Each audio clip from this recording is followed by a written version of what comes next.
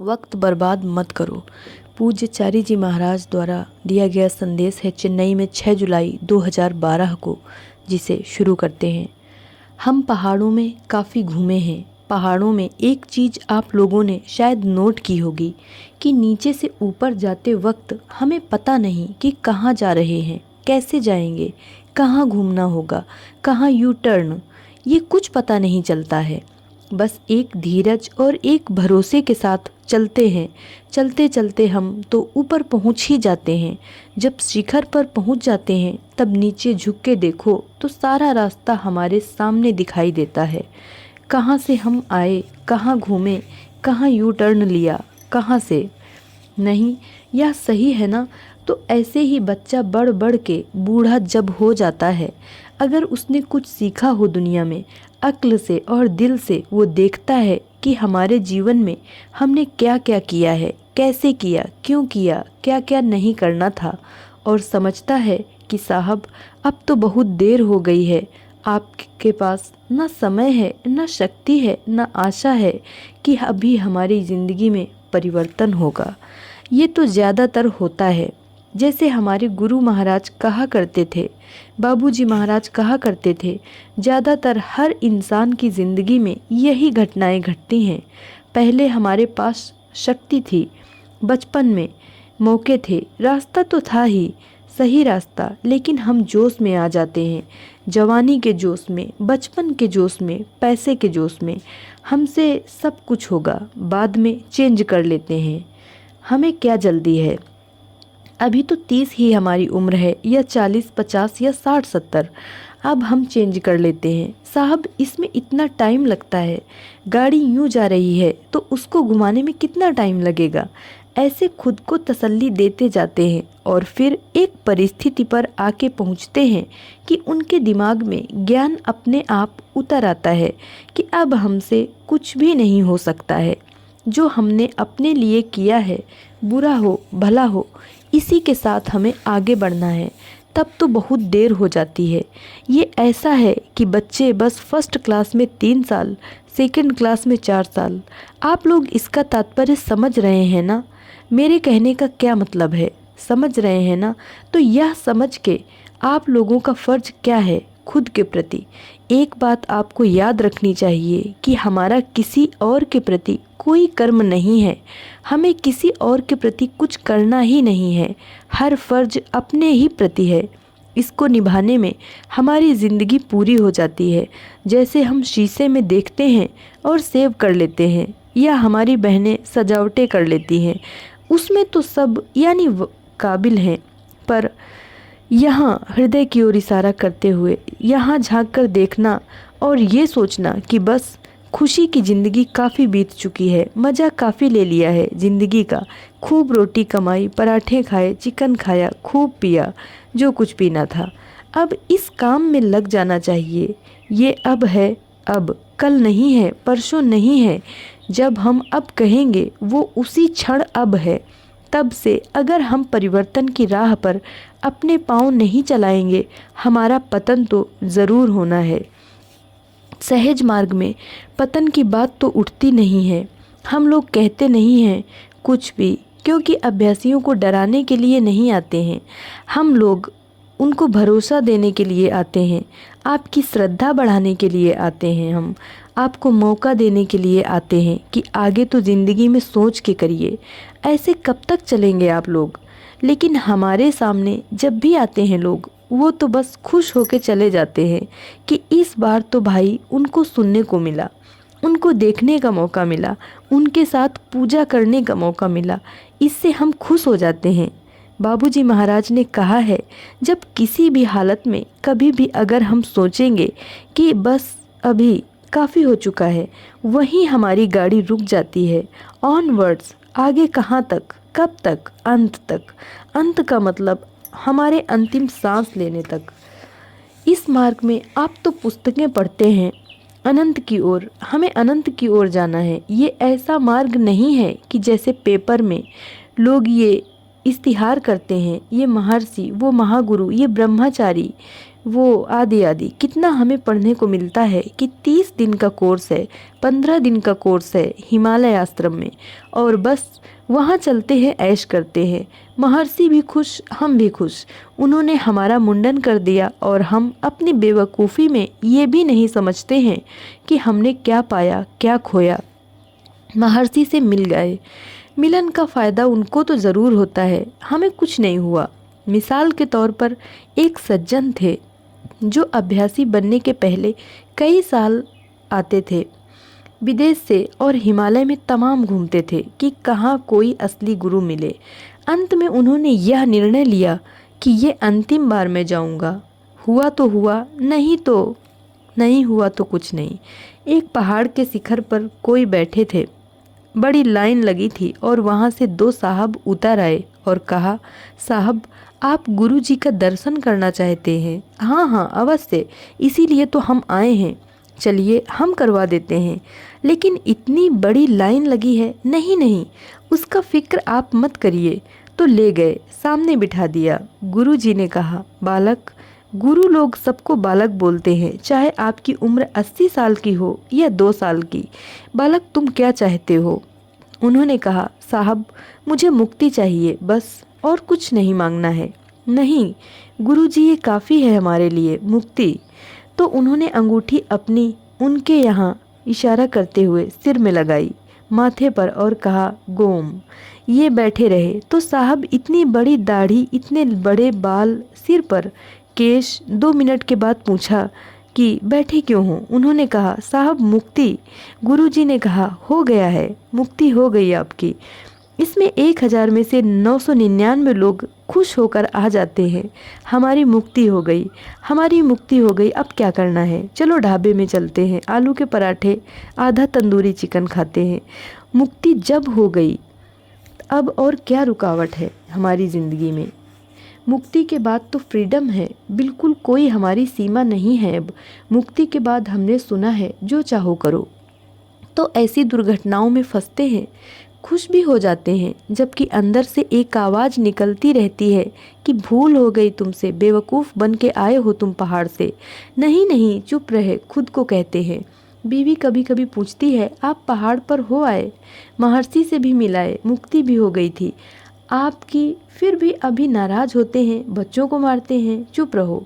तो इंसान बेवकूफ़ बनने से ज़्यादा मज़ा लेता है, और हमारी यह आदत भी पड़ गई है कि दूसरों को हम बेवकूफ़ बनाते जाते हैं।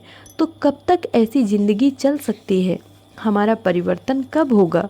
हम असलियत की खोज में कब बढ़ेंगे? इन प्रश्नों का जवाब कौन दे सकता है? कोई नहीं दे सकता।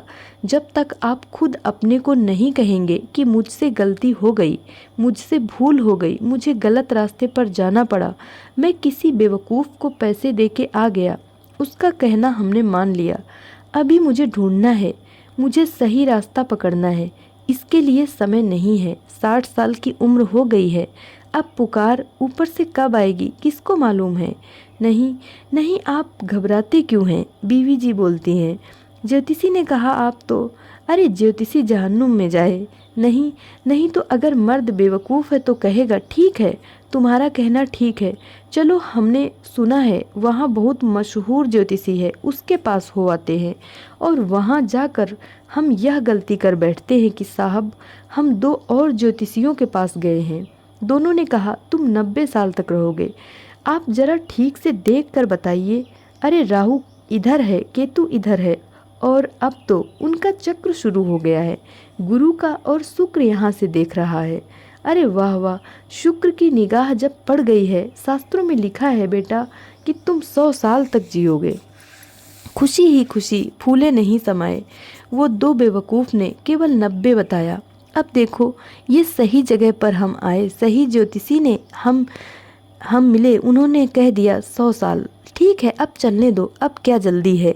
3 दिन बाद रात में जब सोने गए, हिचकी हुई या कुछ भी हो, सुबह 3:30 बजे साहब को, हरी बोलो हरी, ये असलियत है।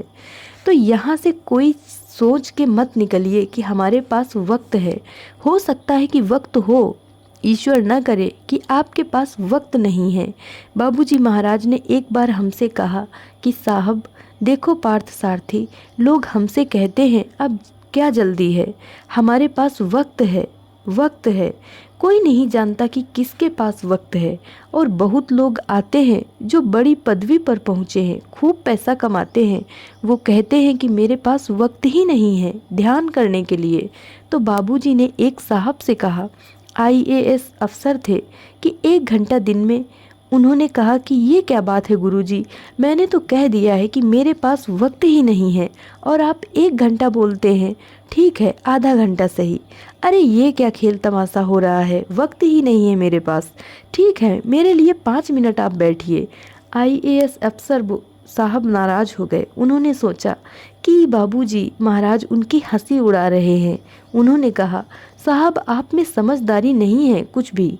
कोई मुझ जैसे आपके सामने आया और कहा कि मेरे पास वक्त नहीं है और आप उसको चिढ़ाते जाते हैं। 1 घंटा बैठो, आधा घंटा बैठो, 5 मिनट बैठो, हमने कह दिया ना मेरे पास वक्त नहीं है। तो बाबूजी ने मुझसे मुस्कुराते हुए कुछ दुख के साथ कहा कि देखो, ऐसे लोगों के पास वक्त ही नहीं है। उनको पता नहीं कि उनके पास वक्त नहीं है, वक्त ने उनको पकड़ रखा है और जब वो छोड़ देगा उंगली खुल जाएगी उनकी, पतन। तो ये असलियत है अपनी ज़िंदगी में। वक्त सबसे पहले हमें बनाना है, ध्यान में बैठने के लिए रोज़, सफाई के लिए शाम को, और 10 मिनट प्रार्थना के लिए सोने से पहले। इसके लिए अगर हम वक्त अलग न कर सकेंगे तो बाद में हमें पछताना पड़ेगा। इसमें गुरु कुछ कर नहीं सकता है। यकीन करिए कि गुरु कुछ नहीं कर सकता जब तक हम अपने लिए कुछ नहीं करेंगे।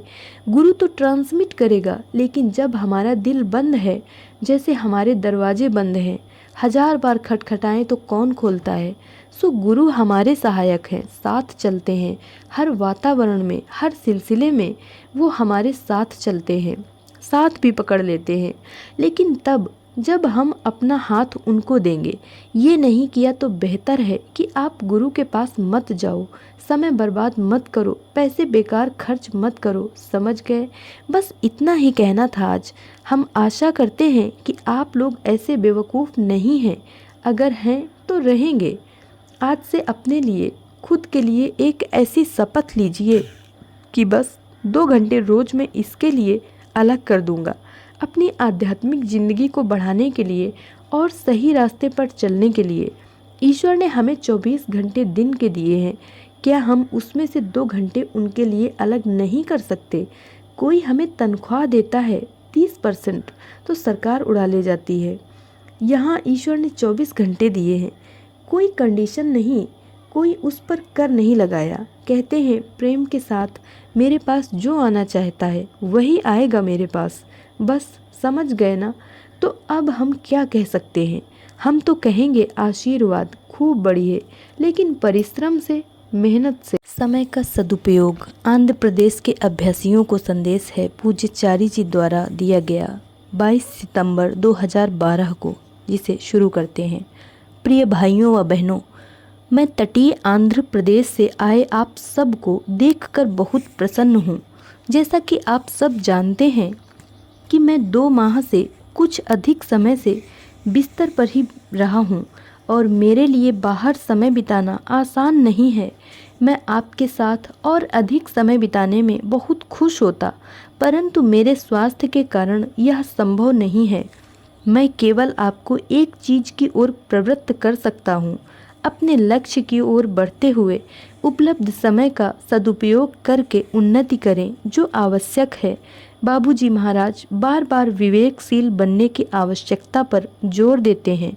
हम इतना विवेकशील बन जाएं ताकि हम एक आध्यात्मिक जीवन में प्रवेश करने के अपने चयन का सम्मान कर सकें। यदि हम आध्यात्मिक जीवन में प्रवेश करते हैं तथा स्कूल जाते हुए बच्चों की भांति इधर उधर देखने लगते हैं तो वह उतना ही बुरा होगा जैसे एक रेलगाड़ी पटरी से उतर गई हो, अपने मार्ग से हट गई हो। अब इन संदेशों की आवश्यकता पर जोर देते हुए हम इन संदेशों को प्रतिदिन एक खुले संदेश की तरह प्राप्त कर रहे हैं। कोई पासवर्ड सुरक्षा नहीं, कुछ नहीं, खुले संदेश सबके पढ़ने के लिए। इनके सार को आत्मसात करने के लिए, इन्हें व्यवहार में लाकर इन संदेशों द्वारा उन्नति करने के लिए यदि हम देरी करते हैं तो मूल विषय है कि कोई नहीं जानता हमारे पास कितना समय है। अतः कृपया इसे दिल में उतार लें। याद रखें कि जीवन में यही आपका मुख्य कार्य है, आपका आध्यात्मिक विकास। अन्य सभी उद्देश्य गौण हैं। हमें नौकरियां दी जाती हैं, हमें वेतन दिए जाते हैं। हमारी व्यावसायिक आय मूर्खतापूर्ण मौज मस्ती में लुटाने के लिए नहीं, बल्कि इस विकास हेतु इस्तेमाल के लिए है। नष्ट किया गया समय पुनः प्राप्त नहीं किया जा सकता। कृपया इसे याद रखें। आप सब यहाँ एक सप्ताह से आए हुए हैं। मुझे आशा है यहाँ रहकर आप लाभान्वित हुए होंगे, क्योंकि मैं बहुत अधिक नहीं बोल सकता हूँ। अब मैं आप सबको 15 मिनट के लिए सिटिंग दूंगा। धन्यवाद।